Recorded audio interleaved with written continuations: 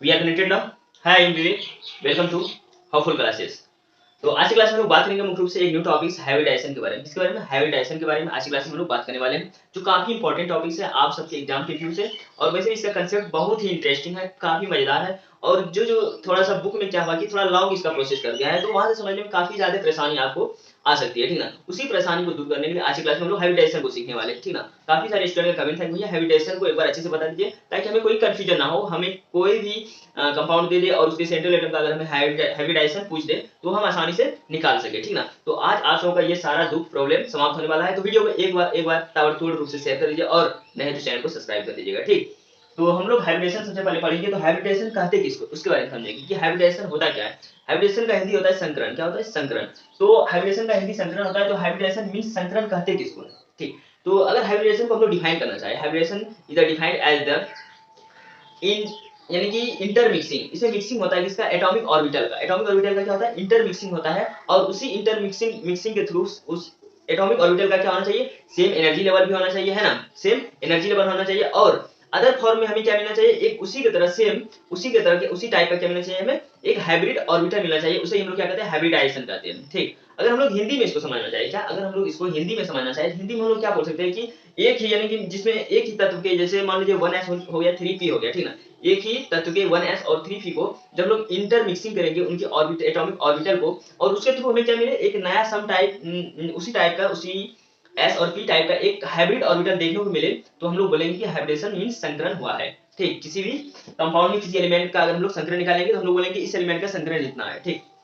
तो डिफिनेशन इतना समझे। अगर हम लोग थोड़ा सा डिफिनेशन लिख ले तो काफी बेहतरीन रहेगा, क्योंकि जहां आप लोग नोट्स बनाइएगा वो काफी बेहतरीन देखने में लगना चाहिए, है ना। कि सबसे पहले हाइब्रिडेशन पढ़े, हाइब्रिडेशन का हम लोग डिफिनेशन पढ़े, हाइब्रिडेशन होता है कि उसके बारे में हम लोग समझिए। अब इसका यूज किस तरह से हम लोग करते हैं उसके बारे में भी समझेंगे, ठीक। तो हाइब्रिडेशन क्या है? हाइब्रिडेशन को अगर हम लोग डिफाइन करें तो हम लोग लिखेंगे हाइब्रिडाइजेशन इज डिफाइंड एज, है ना, defined as hybridization is defined as the mixing of atomic orbital, defined as the mixing of atomic orbital। क्या? atomic orbital। अब बात करेंगे atomic orbital. Atomic orbital means क्या बोल सकते हैं? एसपीडीएफ मींस शार्प, प्रिंसिपल और डिफ्यूजन, फंडामेंटल, ये सब पढ़े होंगे ना। तो वही होता है एटॉमिक ऑर्बिटल, उसी को बोला जाता है atomic orbital with the same energy level. Atomic orbital with the, काफी इंटरेस्टिंग इसका डेफिनेशन भी है, with the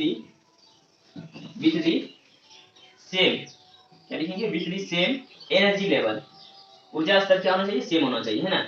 energy level with the same energy level to give the sum number of to gives the same number of the new type of hybrid orbital, of the same number of the new type of hybrid orbital। समझ आ गया? यानी atomic orbital का जब हम लोग mixing करते हैं और उसका एनर्जी लेवल भी सेम होना चाहिए, तो उसी टाइप का एक और हाइब्रिड ऑर्बिटल हमको देखने को मिलता है। उसी क्या कहते हैं हम लोग? हाइब्रिडाइजेशन कहते हैं। क्लियर है? अब मेन फंडा यहाँ नहीं आता है, मेन फंडा ये आता है कि हाइब्रिडेशन होता क्या, इसका हम लोग किस तरह से उपयोग करेंगे केमिस्ट्री में। ये तो ये केमिस्ट्री का पार्ट है, इसमें हम लोग केमिस्ट्री में किस तरह से इसका उपयोग करेंगे, है ना। तो हाइब्रिडेशन का उपयोग हम लोग इस तरह से करेंगे। यहाँ पर लिखिएगा थोड़ा सा, इसका जो फॉर्मूला आप बुक में देखिएगा वो काफी लंबा रहता है, तो थोड़ा सा हम फॉर्मूला बताएंगे एक लाइन का, ठीक। तो हाइब्रिडेशन एनी एटम, है ना, यहाँ लिख दीजिए एनी, किसी भी एटम के लिए जो फॉर्मूला होगा वो सेम होगा एनी एटम के लिए, ठीक। तो यहाँ लिखेंगे हम लोग हाइब्रिडाइजेशन इक्वल टू, फॉर्मूला क्या लिखेंगे? टोटल, यहाँ पूर्व देखिएगा, total number of atom connected, है ना, कनेक्टेड इन द एटम।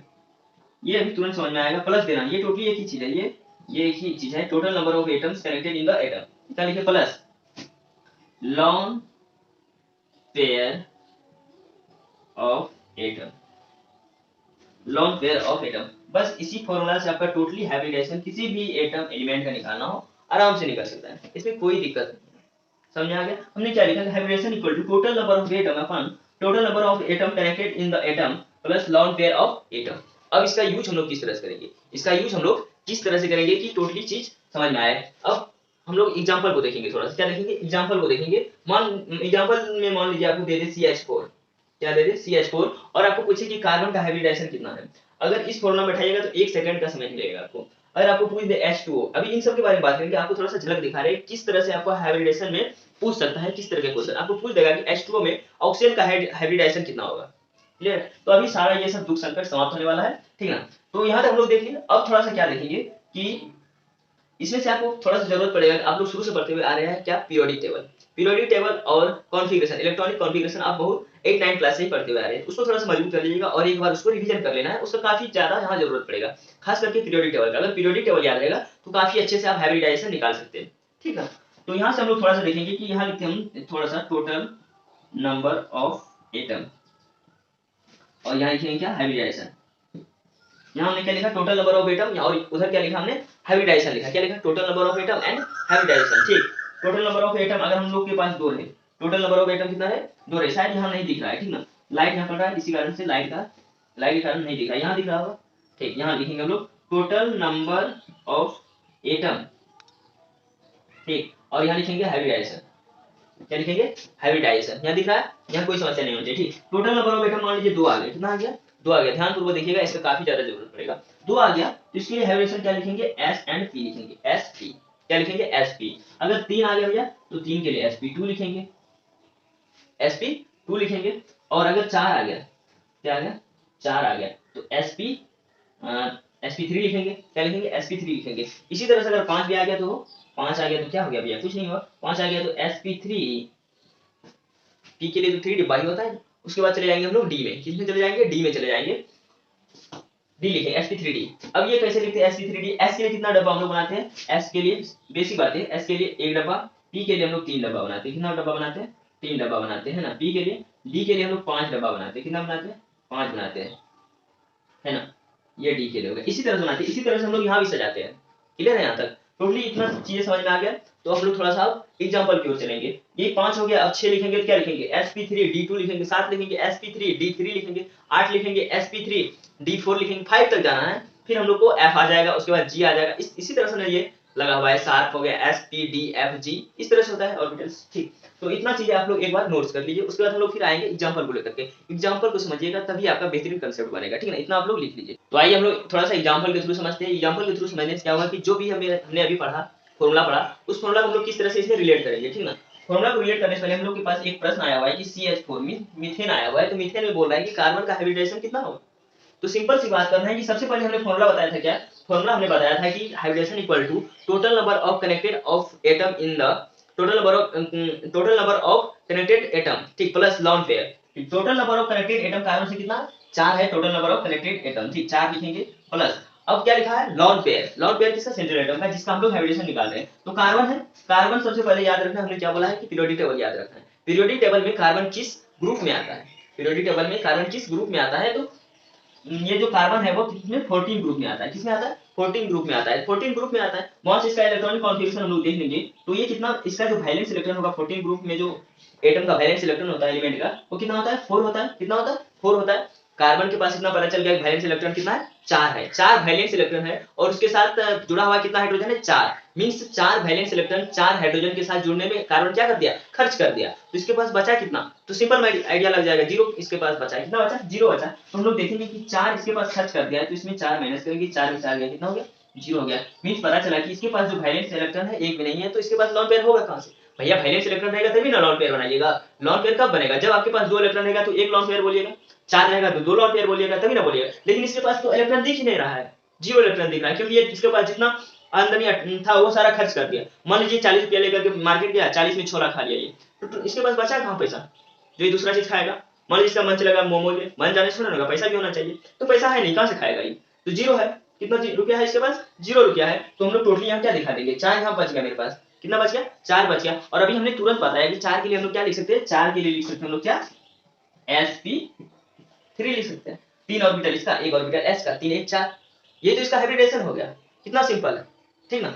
अब नेक्स्ट को देखते हैं थोड़ा सा, H2O, जल को देखते हैं। जल में हम लोग ऑक्सीजन का देखेंगे क्या, हाइब्रिडाइजेशन। ऑक्सीजन का हाइब्रिडाइजेशन देखने से पहले सबसे पहले ऑक्सीजन देखेंगे कि किससे अटैच है, किससे कनेक्टेड है। तो ऑक्सीजन किससे कनेक्टेड है? हाइड्रोजन से कनेक्टेड है। कितने हाइड्रोजन से कनेक्टेड है? 2 हाइड्रोजन से कनेक्टेड है। ध्यान पूर्वक देखिए बोर्ड को, 2 हाइड्रोजन से कनेक्टेड है। तो सबसे पहले हमने क्या लिखा? Total number of connected in the atom, total number of connected in the atom. तो total number of connected atom कितना है? 2 है। हाइड्रोजन कितना जुड़ा हुआ है? 2 हाइड्रोजन जुड़ा हुआ है किससे? ऑक्सीजन से। ठीक, 2 हो गया, प्लस डालेंगे। अब ऑक्सीजन की बात करेंगे। किसकी?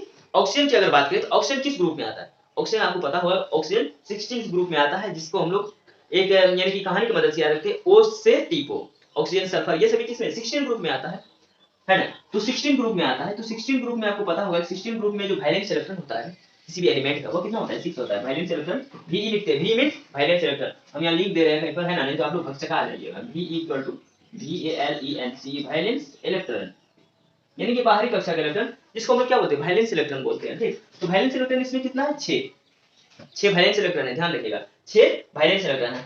अब ये कनेक्टेड कितने एटम से? 2 एटम से। कितने से? 2 एटम से कनेक्टेड है, हाइड्रोजन से। और आप छोटे में पढ़े होंगे कि ऑक्सीजन जब भी रहता है वो डबल बॉन्ड के साथ रहता है। क्या रहता है? ऑक्सीजन जब भी रहता है तो डबल बॉन्ड के साथ रहता है। तो 2 इसमें चले जाएगा, कितना हो जाएगा? 6 में से 2 चले जाएगा, कितना हो जाएगा? 4। 4 इलेक्ट्रॉन बचा किसके पास? वैलेंस ऑक्सीजन के पास 4 इलेक्ट्रॉन। तो लॉन पेयर की बात हम कर रहे हैं लास्ट में, क्योंकि total number of connected atom plus lone pair of atom, तो 4 है। 4 का लॉन पेयर कितना होगा? आपके पास 2 जोड़ी, अगर बोल देगा आपके पास 2 जोड़ी चप्पल है, तो आप कितना चप्पल समझिएगा? 4 ना समझिएगा, क्योंकि एक जोड़ी में 2 होता है, एक जोड़ी में 2 होता है, तो 2 जोड़ी में 4 होगा। तो 4 है, तो 4 को हम लोग क्या लिखेंगे? 2, क्योंकि लॉन पेयर क्या होता है? जोड़ी होता है। लॉन पेयर, पेयर मींस जोड़ा, तो जोड़ा लिखेंगे। 2 + 2 = 4 हो जाएगा। और 4 के लिए क्या लिखते हैं हम लोग? sp3 लिखते हैं। इन दोनों का हाइब्रिडेशन क्या देखने को मिला आपको? सेम मिला हाइब्रिडेशन देखने को। ठीक, आई होप कि काफी मजा आ रहा होगा ये सब सॉल्यूशन